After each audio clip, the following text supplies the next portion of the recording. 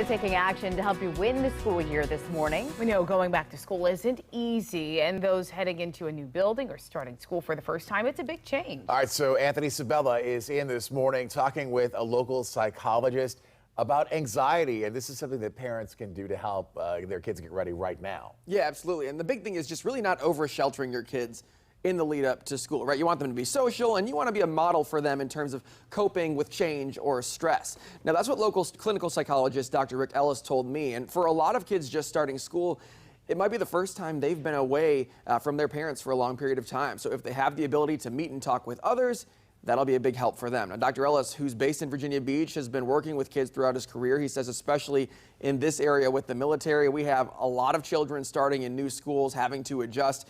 If your child is nervous or having anxiety about the new year, talk about it ahead of time and make it as fun as possible. Make a game out of it for you. Let's see, who's the funniest kid in the class?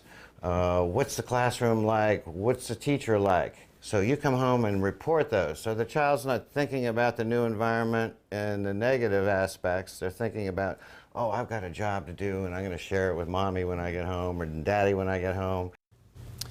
And Dr. Ellis does want to remind parents that school counselors are a great resource to help kids that are struggling with anxiety. So it might be worth maybe meeting with them before the year starts if you can, just to introduce your child to that school counselor. Coming up on WGNT, though, we'll talk about how visiting the school's playground can also help ease a child into the new school year in a new building. Oh, that's a good idea. They can get familiar with their surroundings. And speaking too, as one of those military kids who is always in the new school, maybe for parents who have kids who are comfortable already, talk to them about helping some of those kids. You know, Because I was always so lucky that I had kids reach out to me. that's an amazing point. You can prepare your child only so much. Right. There's still other jerks on the playground out there. So if everybody plays nice, that's great advice. Should have just interviewed Erica. Yeah. 7